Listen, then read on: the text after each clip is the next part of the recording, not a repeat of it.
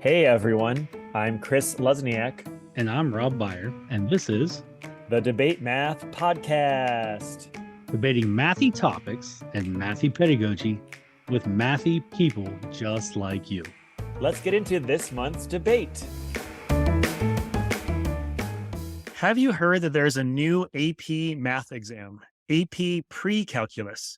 Yes, the College Board is planning to offer an AP PreCalc exam starting in the spring of 2024.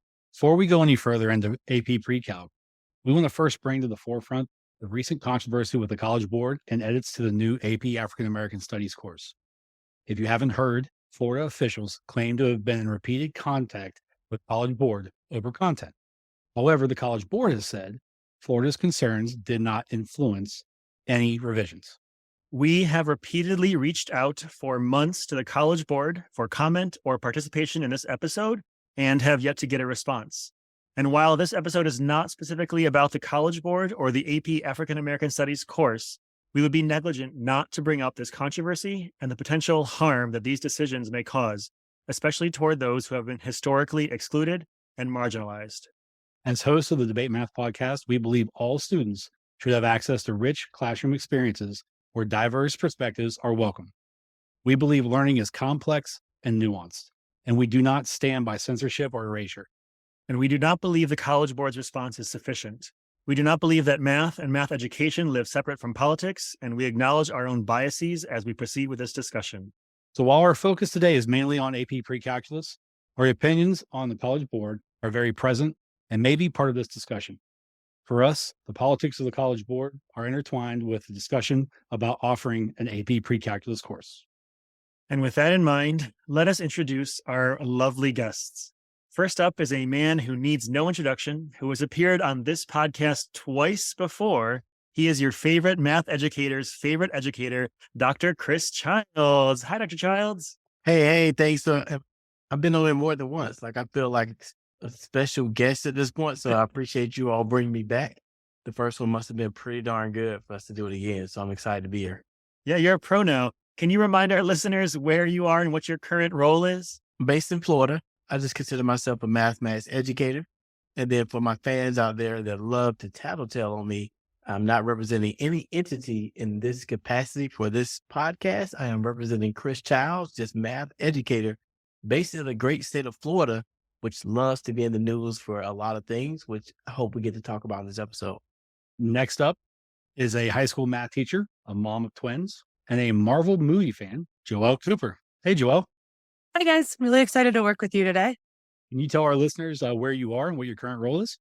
Yeah, right now I am in Pittsburgh, Pennsylvania. I teach in a very small rural school outside, about 45 minutes south of there. And I teach high school and middle school math courses, everything from Algebra 1 to AP Calc and Stats. Thanks. Welcome.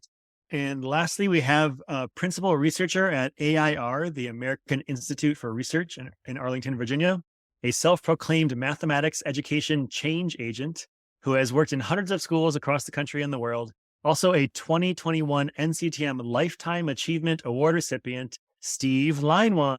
Hi, Steve. Hi there. Nice to be here. Glad to have you here. Can you let us know where you are and what your current role is? So I'm semi-retired and still attached to AIR. I'm currently in Santa Fe, New Mexico, because we've been doing this winter Western vacation, but we really live halfway between the White House and the Capitol, downtown Washington, D.C. And when we're not there, we're hanging out with our granddaughters in Durham, North Carolina. So you never know where we are. We get to travel all around the country, all around the world. We get to play more than we work, and life is pretty good. And I'm honored to be here. Glad to have you here. So speaking of controversy, we want to ask each of you the question that we ask all of our guests. When did math first become controversial to you? And we're going to start with Dr. Christopher Childs. For me, it became controversial when I learned of how many people have been excluded from the math experience. And what do I mean historically? I was taught, as most are taught, mathematics is a Greek-based subject matter. The Greeks did everything. They founded everything. They gave us Pythagoras' theorem, et cetera, et cetera. But then when I found out and realized every culture contributed to mathematics, that's when it became controversial. That's when it honestly became hurtful. that so many people have been excluded from what is mathematics, what does it mean to be a mathematician. Even when we look at gender identity pieces, who is typically seen as a mathematician? Some old guy. So for me, it became controversial and changed my life when I began to wake up and understand how many people contributed, the gender piece, the identity piece, and all of those facets that really make up the beauty of mathematics. And then I set out, how do we change this narrative so every child, regardless of their identity, can see themselves as a mathematician and make historical connections to mathematics, and then utilize mathematics as a catalyst to change the world. Wonderful. Thank you. And Joelle, when did math first become controversial to you? So math first became controversial to me when I was in an upper level college math course, and the professor looked at all of us and said, wow, there's a lot more girls in this class than I'm used to. And right then I realized that my only goal in life was not only to make kids love math, appreciate math, and learn where it came from, but to also make girls understand that they really can do this. And it doesn't matter what any professors tell you or anybody you meet along the way. Thanks, Joel. And Steve, when did math first become controversial to you?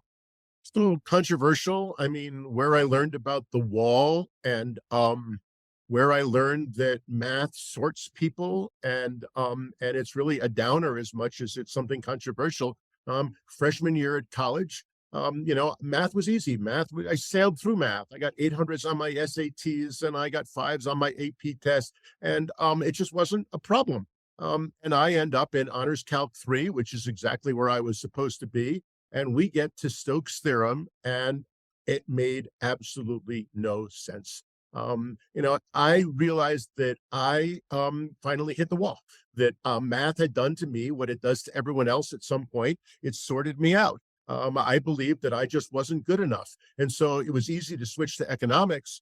But years later, that experience is what sensitized me to how the system is structured to sort people out and tell them they're dumb for no good reason. I mean, I could understand Stokes' theorem if somebody showed me a different way of doing it, but I wasn't blessed with that. I was, well, you just can't do it the way we do it on the board. We filled 6 boards with all of this teeny symbol manipulation, and you aren't smart enough. Well, who knows? That's my first experience with math is controversial. Wonderful. Thank you. And thank you all for joining us today. With that, let's get into the debate. We begin with opening statements from each of our speakers. You each have 2 minutes to present your opening arguments about AP PreCalculus. And we are starting with Dr. Chris Childs. Dr. Childs, you're up first, and your time begins now. As I think about this subject matter of AP PreCalc and the College Board creating a new course, I want to think to earlier what was said in this episode, the opening by Steve. Math has been used to sort folks. It has not been used with its original intent to showcase and make sense of the world. So as we continue to make these new offerings, provide these new courses, we need to ask ourselves as math educators, what are we doing this for? Is it to help children? And I say children, you'll find out I don't use words students, they're all children to me. Make sense of the beauty of mathematics, see how mathematics can be applied to their real lives? Or is the purpose of these courses, especially these AP courses, just to continue to create division within this country of the have and have-nots? You're smart, you're not smart. When are we as math educators in this place? And everybody's a math educator. I don't get into, well, I teach this. Everybody's a math educator because we all do math at some point. When are we going to step up and rise up to the occasion and do something different on behalf of children? Majority of children do not have access to these courses that we keep creating. They don't. When we look at our highest level courses, we see who is in there, and it's by an intentional design. When are we going to step up as math educators and address the elephant in the room, address the systematic barriers that we as adults keep putting in place for every child to receive a high quality educational experience? We're in 2023. We have all of this technology out there. Depending upon when this episode launches, I know you've heard of ChatGPT, which is changing the world. Are we willing to harness the technology and harness it for these children to change what we do? Or we're going to wait and literally become extinct, like a lot of those dead Greek mathematicians, which I learned about, because we're refusing to change, we're refusing to evolve, and we're refusing to put children first in the decisions that we make of who can become a mathematician, what does pre-calculus mean, and then as we dive into what is the purpose of the College Board in 2023. Amen. Oh, thanks. Yeah, thanks, Dr. Childs. And now next, Joelle. Joelle, you are up. You have 2 minutes and your time begins now.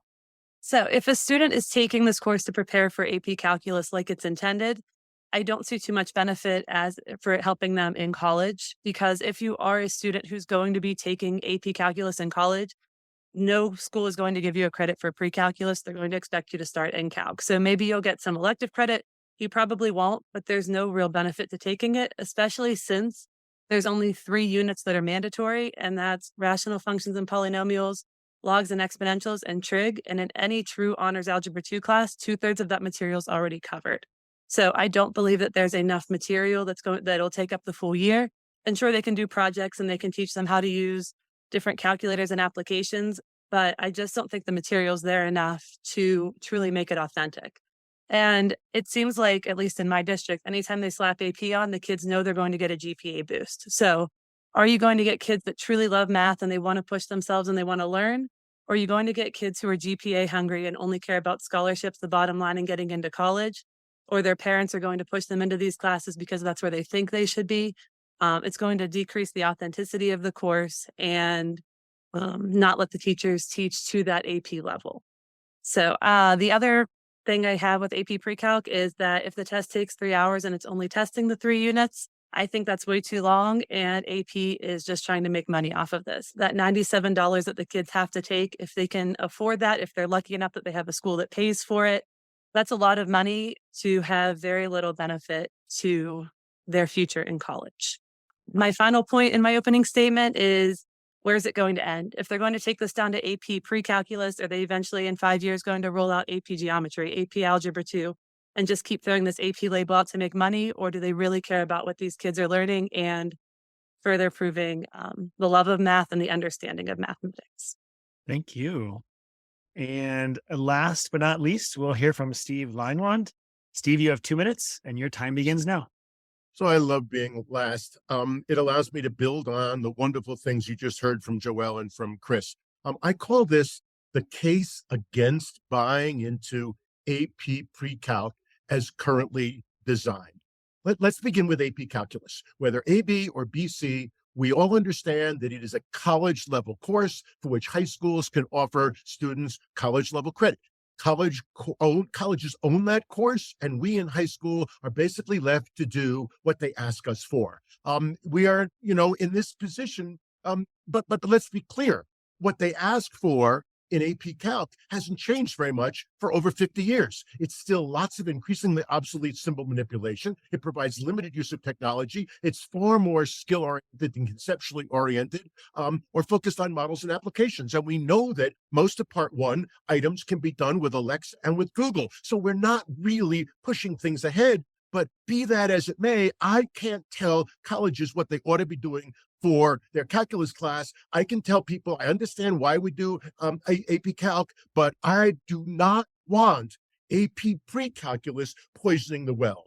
So along comes AP PreCalculus, the same 3 hours, the same $120, the same number of multiple choice and open-ended questions, the same limited access to technology, the same syllabus based overwhelmingly on symbol manipulation. But this isn't really a college course. That's why this is so frustrating. In many institutions, as Joelle just said, pre-calculus is a remedial course. It's a high school course. And now the College Board seeks to entrench all of the worst aspects of AP Calculus into AP PreCalculus, which will make it even harder for any of us to update and invigorate and enhance the pool and the access to pre-calculus and Algebra 2.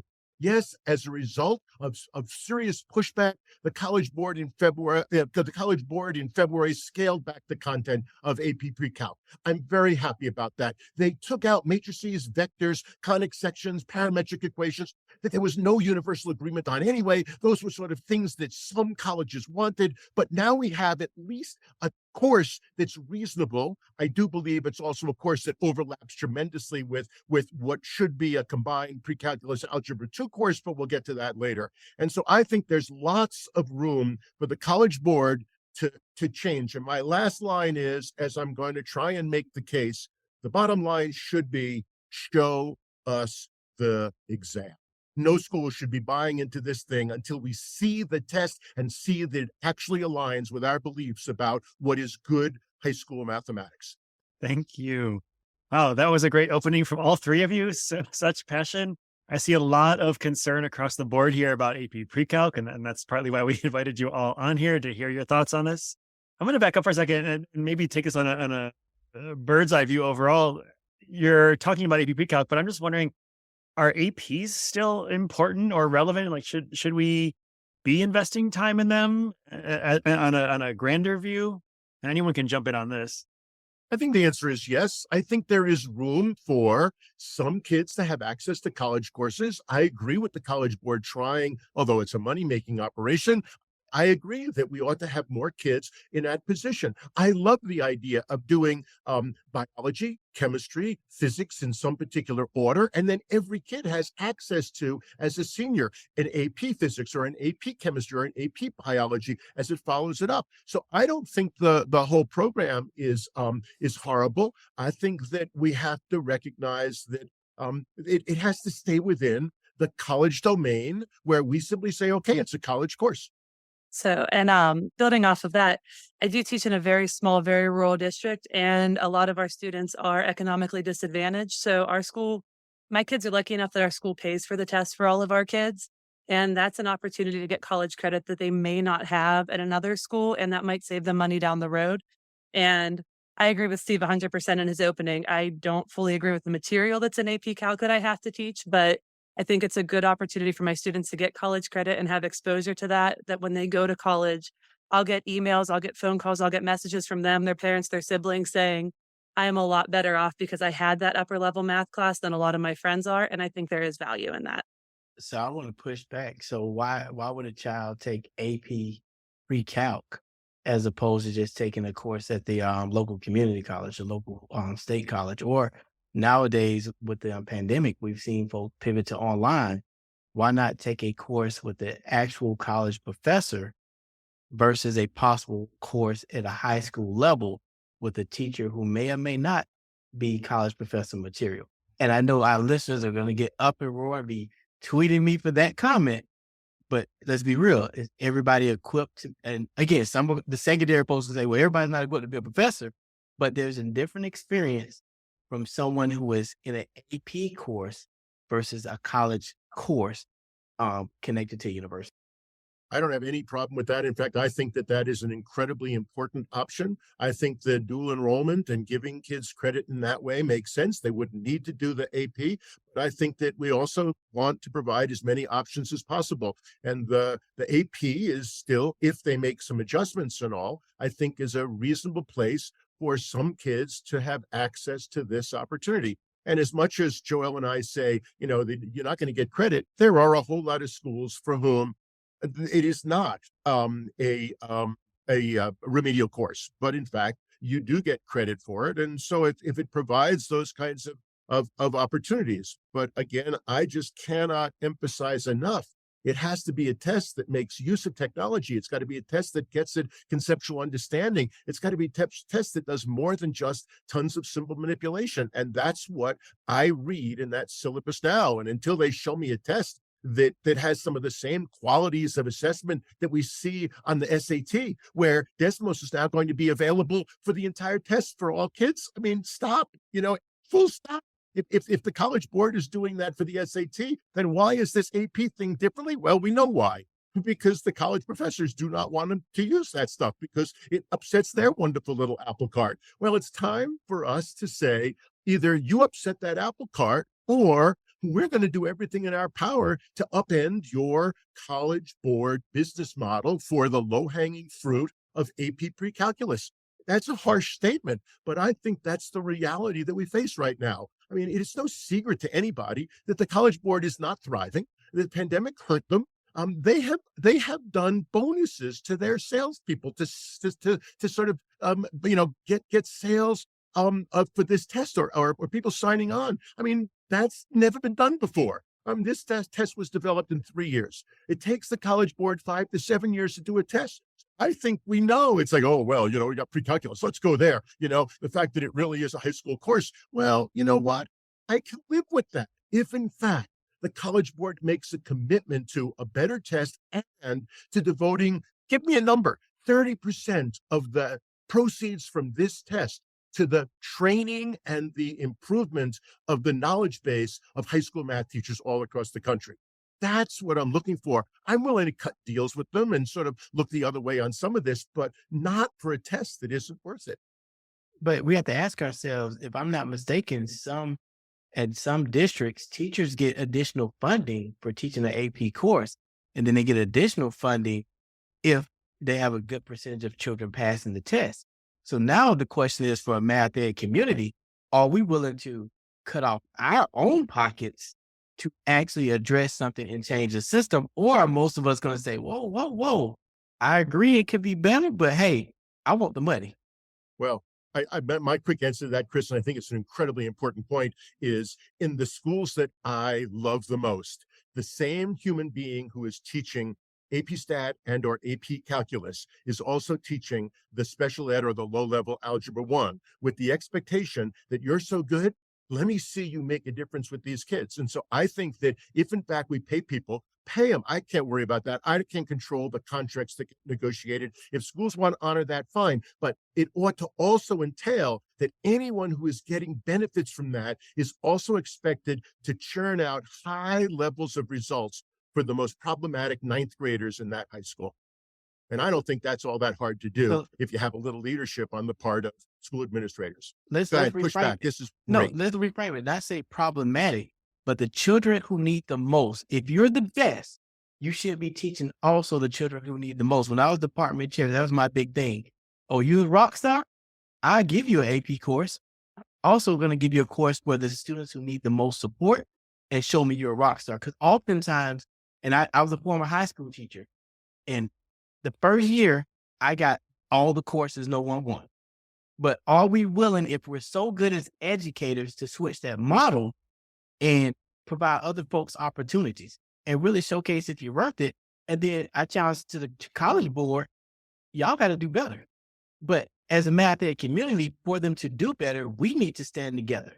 Are we going to offer AP PreCalculus, or are we going to say this is not right, we're not doing this, and force them to change?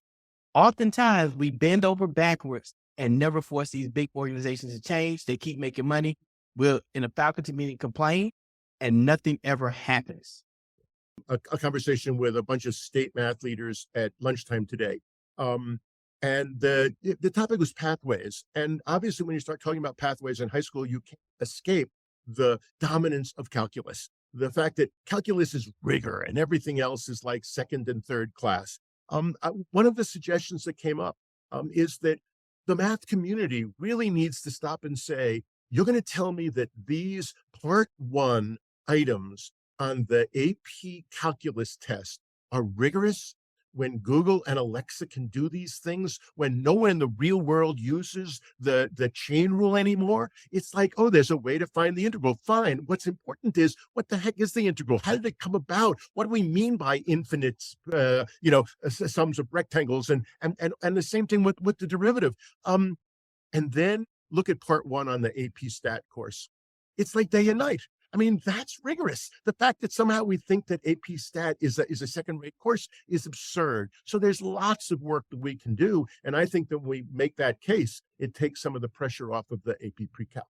So what Chris was saying, I am the teacher who teaches AP Calc and AP Stats and regular Algebra 1 and Honors Algebra 1 and a couple other classes in there too, small school problems. I don't get any money for doing any of those things. So I would, hopefully somebody at my school listens to this and realizes people are getting paid for these things. Just kidding. I just want my kids to love math and do well, obviously. But I also tell my kids, if you're going into those engineering fields, yeah, calculus is going to help you in your life, but everybody else, AP Stats is the way to go. And my kids always laughing like, you love calculus, you teach calculus.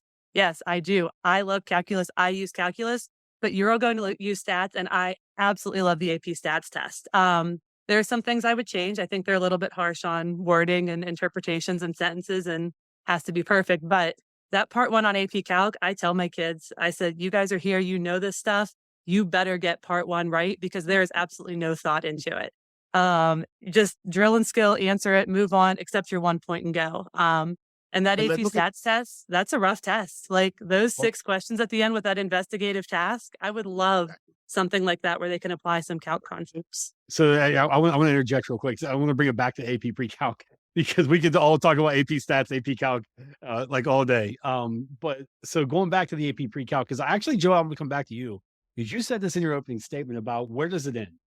So let's say, like as a district, maybe it's a rather large district, and they are now going to offer AP PreCalc, right? So where does the College Board, stop their AP status? Are they going to expand? Like, is that a real question to ask? And how, as math educators, Joel, like, where are we going to put that line in the sand and say, no, we're not going to do any more AP?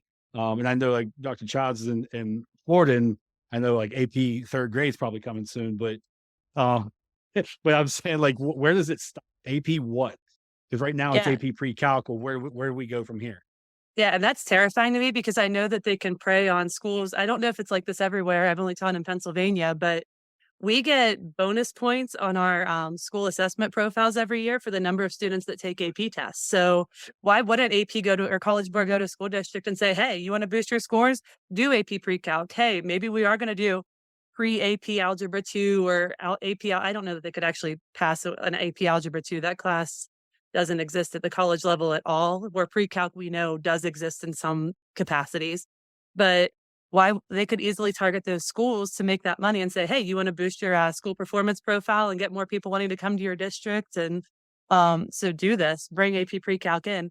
I will say my school did draw the line. We said no AP PreCalc. We can do more in our honors PreCalc class. And we have a lot of GPA hungry kids. I talked about that earlier too. So bringing AP, I don't see any reason for them to stop because they can make more money. And if they are a business, why wouldn't they? But I do think it takes away the authenticity of math and just sorts kids even more, like we started talking about at the beginning.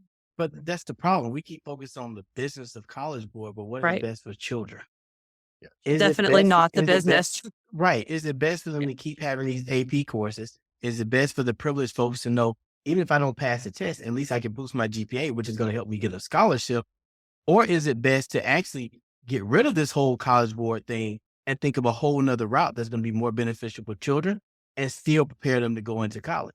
I know I'm in Florida, and there's no secret I'm in Florida, and it's no secret what is happening here with the different College Board pieces. But at what point do we do what's best for children? And I get you have to make a living. I'm not against anyone making a living, but I am against it being at the expense of children and also at the expense of teachers, because we're literally just slapping the name on the course, call it AP PreCalc, call it Algebra 2. But again, when it comes to African American studies, we can't do that particular course. So as a College Board, are you really caring about children? Are you really trying to prepare them for college? Or are you just playing the money game and the profile game? If you're going to do right, do right. If not, you should not exist, in my opinion. So Right. the key here, I think, is the test. The test drives what's taught. We all know that the tests are released. We get to see all. This issue of what will best serve kids. I believe that if the College Board was to recast this pre-calculus course as a 2-hour exam, no colleges have 3-hour final examinations. We asked that question when we met with some of the college people on their advisory committee, 1.5 hours, 2 hours. So why is this course 3 hours? We asked about technology. They said, well, it depends upon the professor. Well, that's really helpful. Okay, the professors decide, well, we don't have that option. Okay, you're going to, tell us what you can do and what you can't do. But if it significantly increased the proportion of the test, including all of the part 2 questions that allow technology, I think that serves kids. That sends a powerful message. Just like having Desmos on the College Board SAT is sending a message that I think is incredibly important. And we reduce the cost to $80, as I said. If we significantly decrease the number of symbol manipulation skill items and increase the focus on conceptual understanding, I mean, that's what we want to be taught. That's what's critical, hand in glove with the technology. If we significantly increase the number of items that are problem solving, applications, and modeling, then we, I think, have a test that we say, hey, prepare kids for this test. And that changes some of the ground rules and some of the incentives for Algebra 1 and for Algebra 2 in all the right ways that I think serve kids and that move us out of this situation with problematic inertia. I want to just ask a little bit more about the test itself for a moment here. So, like Steve, you said there were 4 sections at once, and it got reduced to 3, so it got reduced. Yes. And Joelle, you brought up that you think it's like there's not enough. It's kind of a repeat of Algebra 2 in some sense. So, can any of you tell us a little bit more about what you do know that it's supposed to be on it? At least I know we don't have a test in front of us yet. The latest version goes back to what we all agree are the key elements of a pre-calculus course. That is polynomial and rational functions, exponential and logarithmic functions, and trigonometric functions, and periodic functions.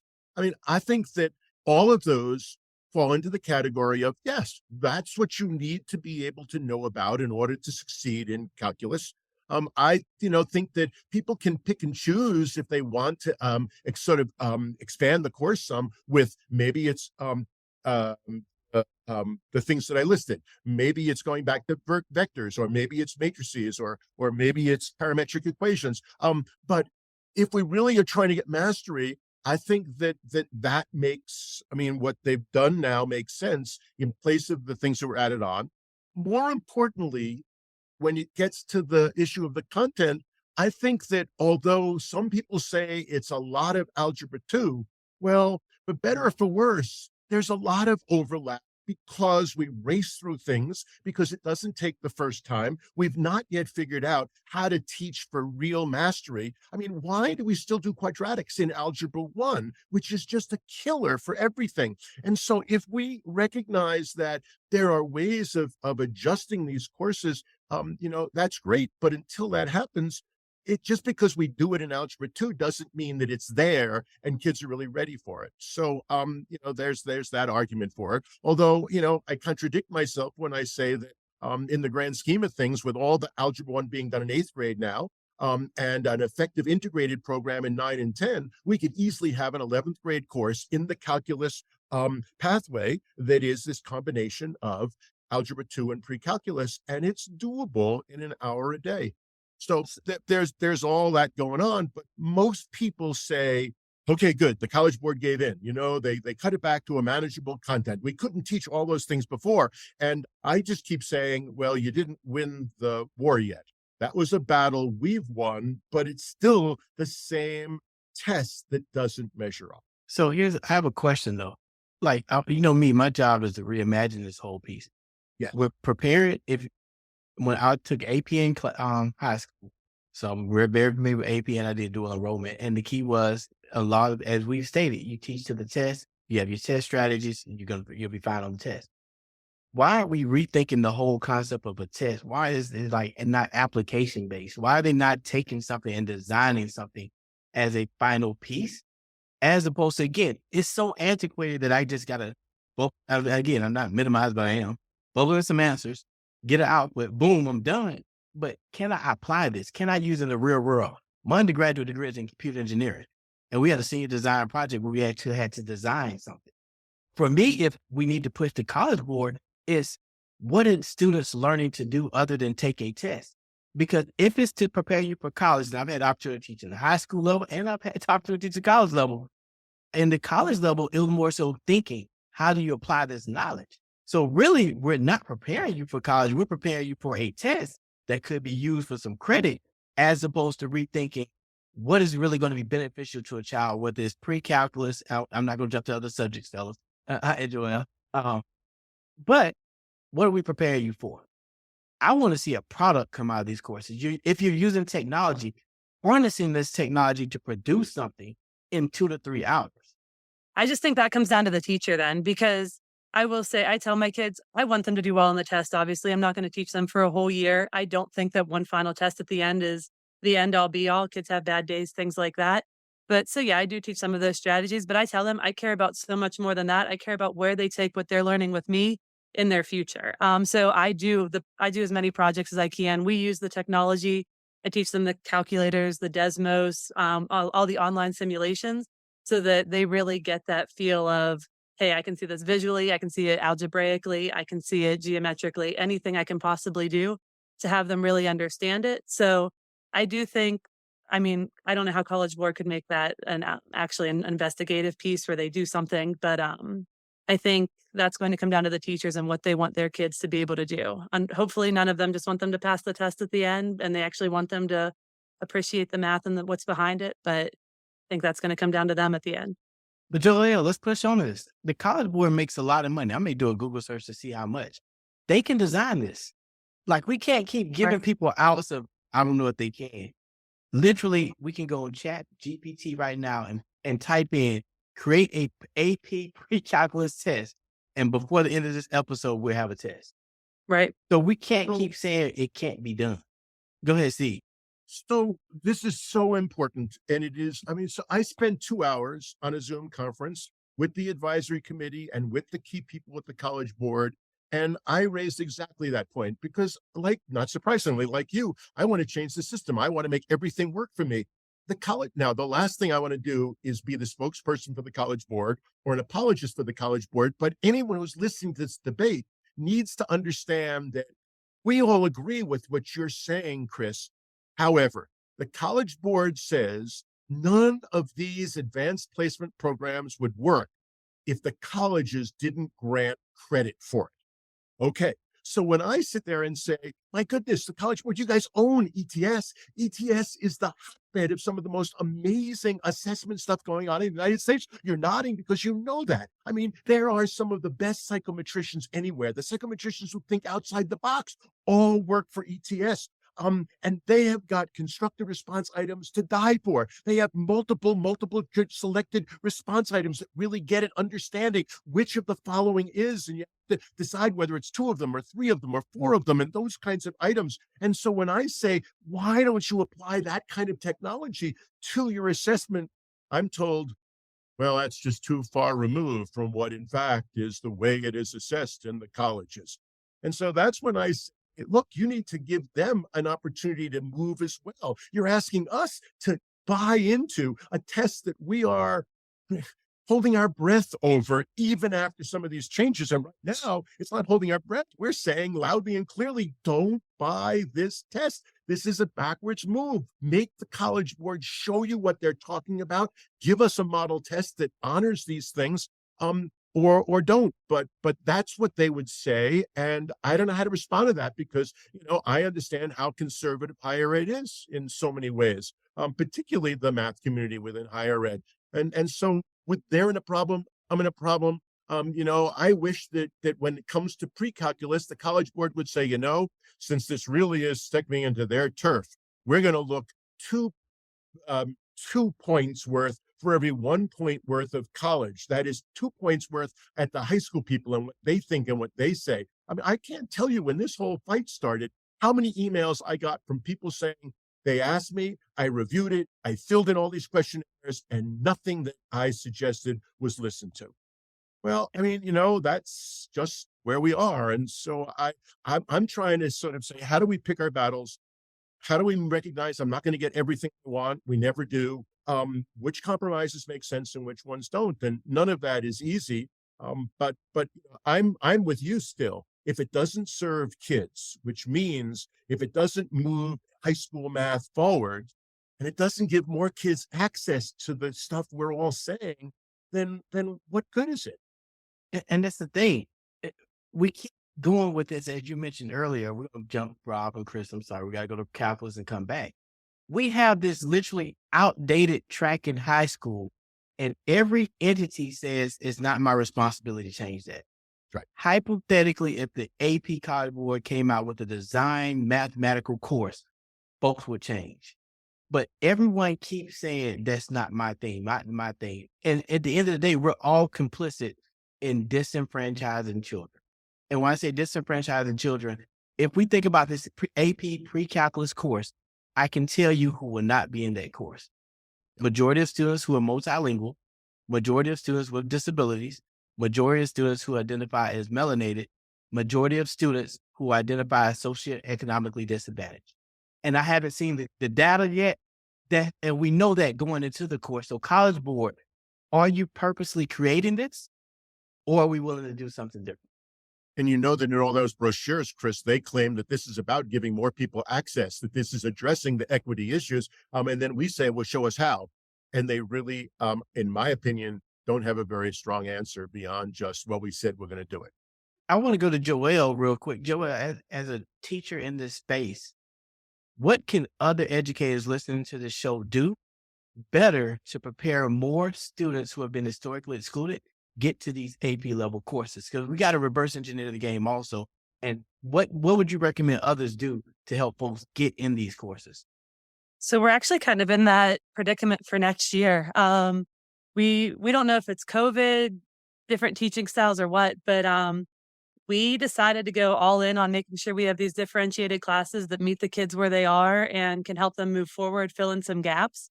And we're hoping to see some real change next year. Right now, I think a lot of kids are falling through the cracks and just getting pushed through. We've had a few kids that were socially advanced and not academically. And they're just, I was talking to one of my kids today and she said, look, I don't get this. I'm never going to get this. Why should I even try anymore? I just want to give up. It's too hard. So how are we going to look at these kids and say, oh, you know what? Just stay on the path. I'm sure you'll be fine. Just keep doing the homework. Maybe you hit that wall and maybe you'll dig under and come out on the other side. But we're finding these kids aren't. So we said, we need to stop what we're doing. We can't just keep pushing. So we're creating some extra differentiation things that all of our ninth graders are going to go into hopefully next year if it works out, and say, what can we do to help you? Do you need enriched? Do you need remediated? Can we try to push you to get you where you need to be so that you're going to be successful in the future? Because I think right now the teachers are just trying to stay above water. We have been for 3 or 4 years, and we're finally catching our breath and we're like, holy crap, what just happened? And how can we fix everything that happened? And I think we're frustrated, we're tired, and AP PreCalc was just the tip of the iceberg for me. So I was like, let's do this. But no, we really need to find out ways we can help, not look at classes and look at kids. And then I'm saying on pre-calculus courses, I'm looking over Rob's shoulder. I don't know if you can see this. If you're listening, you can't see it, but watch it. He has the book, Culturally Responsive, Culturally Relevant Math Tasks. What are we doing to create these type courses? Like, we're creating new stuff, but we're not. What we're doing is taking the same old car and put a new coat of paint on it and saying it's something new. But there's so much space and opportunity, College Board, and especially with the things that Steve has laid out, even with the topics within it, that we can do better. Someone literally chose every single topic and checked off on it, which that tells me someone has the ability to change the topics. Someone has the ability to check out for something different, but that tells me folks intentionally use that power to keep status quo and to maintain it. And I want to start wrapping up this round with two last questions here. Really just about advice, and kind of, Chris, kind of on the lines you started asking this. I'm thinking about people who are in the position at a school or at a district to make the decision of, are we going to offer this course next year or in 2 years or whatever? What advice do you have for them as they're thinking through this? And then also for advice for teachers, if they're having to teach this and they're unsure about how they feel about the College Board or all the politics of that, like what advice for those who are stuck teaching it or being asked to teach it? I would say that leaders, heroes, would say, okay, my superintendent said we're going to teach it. I'm going to supplement it, and I'm going to make far greater use of technology than they allow. In other words, I'm going to treat it as I have more say over this than I think I have with the calculus test. Does that take guts? Yes. Does that take some collaboration? Yes. It means the two teachers who are teaching it both have to agree. What are they going to do? Fire both of them? They're going to replace both of them with people who couldn't even begin to do it? I mean, I think that's the way in which we do it. We're going to start by saying we need to put kids first and not the curriculum first, and not just preparation for that test. But I want to say something else that I think is really important. We can talk about all these things all we want, but I want to put a bow around what Joelle just said. When Chris pushed her and said, so, what would we do that's different? I don't have all the answers, but I know that we cannot meet the standards in any way, shape, or form with 46 or 47 minutes a day. It just is not possible. I teach too many classes in too many places where one day I have 47 minutes and the next day I have 59 minutes. It is day and night. We have to have time. You cannot teach the given curriculum in less than an hour a day. I'll give you 56 minutes. Two, what Joelle said needs a bow around it. It's like there has to be enrichment and remediation built in for kids when those are appropriate. We can't just teach it, and when the kids do terrible on the test and when they do awful on the formative assessment, well, that's it, too bad. You're just going to fall through the cracks. If it means doing a better job with what we have time to do, then let's at least do that. She used the word differentiation. That word is disgusting. That word is bandied around so much in our business, and people don't understand it. And when teachers are told they need to differentiate more, they have a responsibility to go to their administrator and say, "Oh, I'm so glad you told me I need to differentiate more. You're so right. Can you come into my class tomorrow and show me how to do it?" And it would just stop, because the administrators, by and large, haven't a clue what that means. What it means to me is acknowledging that there are 24 different brains in the class, which means that those kids are processing the math in 4 or 5 different ways, and those kids are seeing and visualizing the math in 4 or 5 different ways.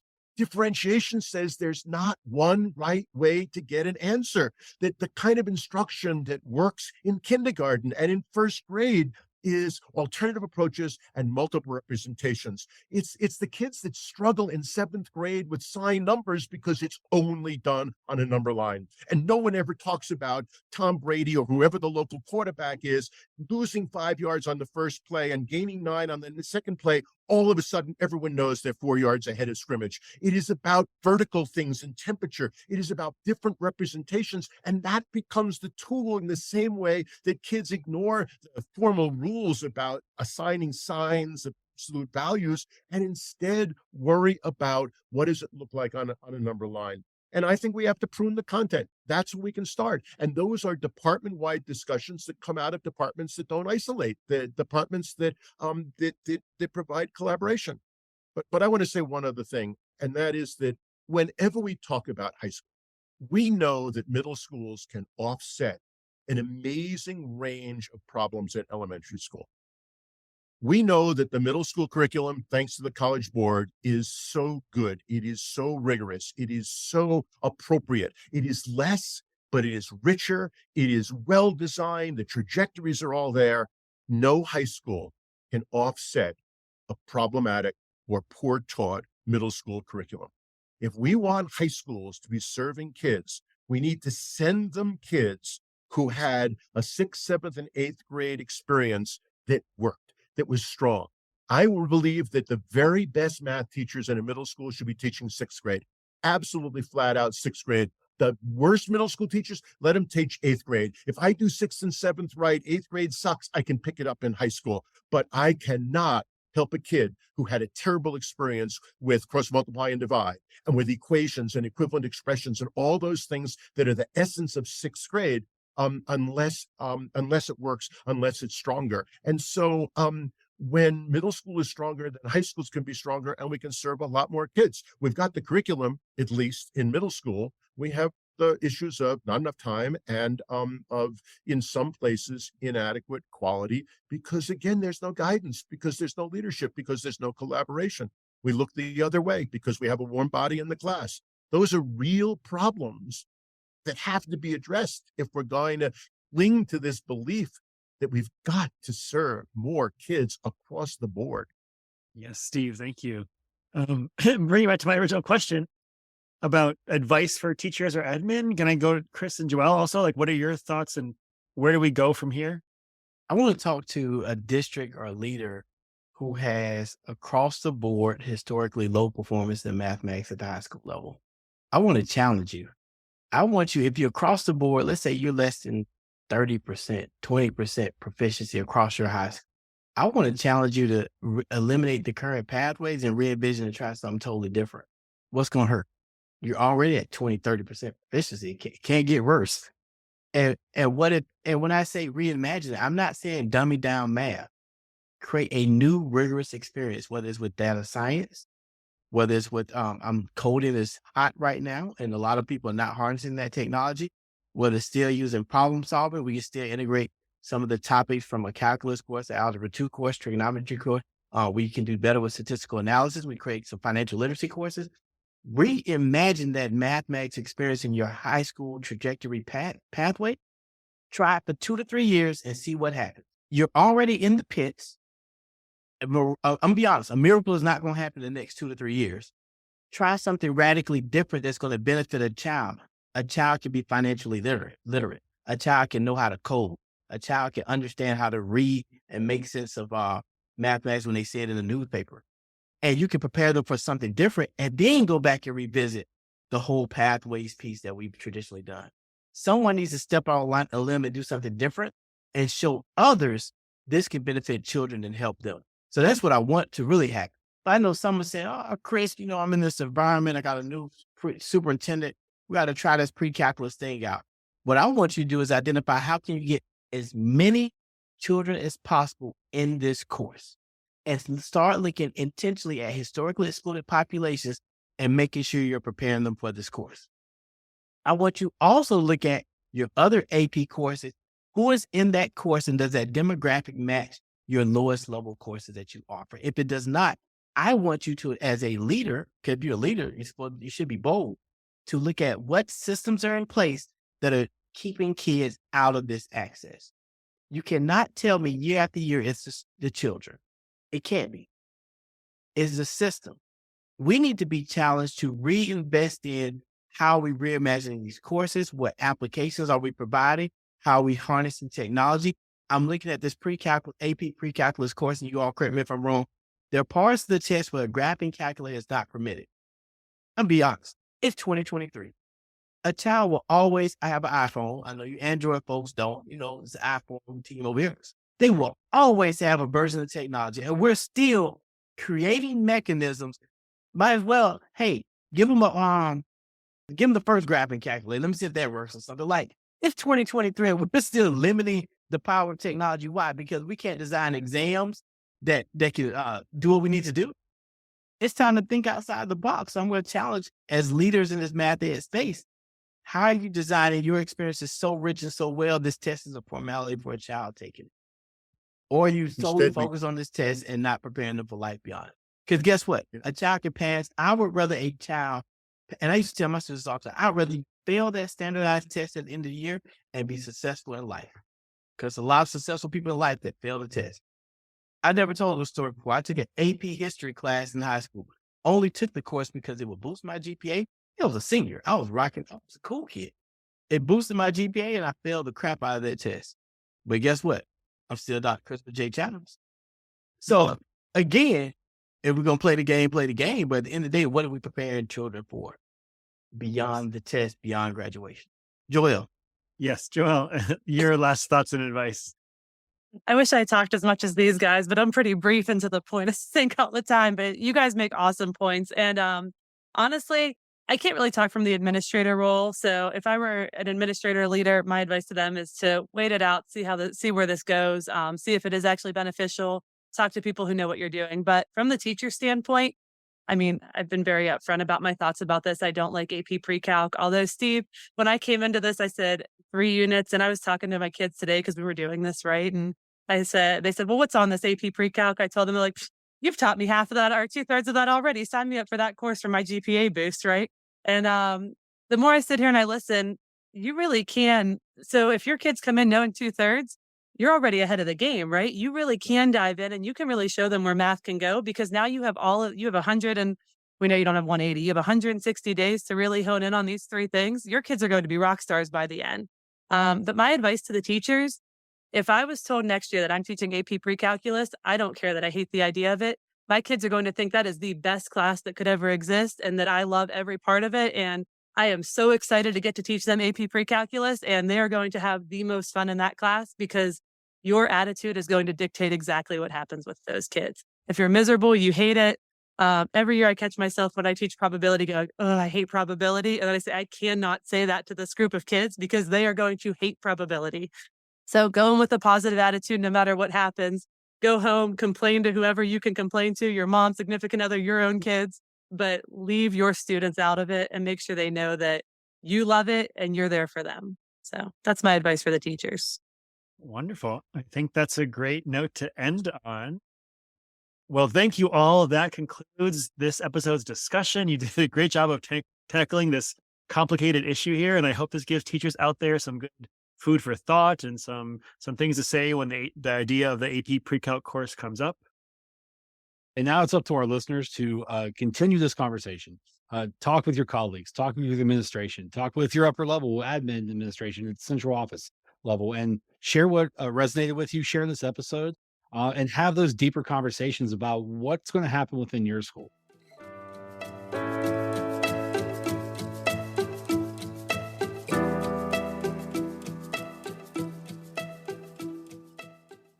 Be sure to go to our Twitter at DebateMathPod to share more thoughts on this debate. And again, huge thanks to all three of our guests. You were so thoughtful in this controversy that we're in the moment around the College Board and AP PreCalc. Math is not separate from politics, and you were able to talk about both really well. And thanks to all those who are listening. We hope you enjoyed and learned from this episode. Again, please, please, please continue this conversation because it's a very important conversation that needs to happen, I think, in every building across the country. And as we wrap up, Dr. Childs, where can listeners find you? Favorite educator, Dr. Christopher J. Childs. You can follow me on all social media platforms, DRK Childs. I'm putting out some really cool content on TikTok, on Instagram, on Facebook, on Twitter. You name it, I'm there. If it hasn't been invented, ChatGPT is invented, and I promise you I'll be there also. So check me out, DRK Childs. Joelle, where can listeners find you? You can find me on Twitter at Joelle Cooper 15. And lastly, Steve, where can listeners find you? You can find me at my email, which is slinewand, LEINWAND @AIR.org. You can find me at www.stevelinewand.com, my website with lots of things on it. And you can find me as well on Twitter. Just go search Steve Linewand, and I'm the one that pops up. Very good. Thank you all.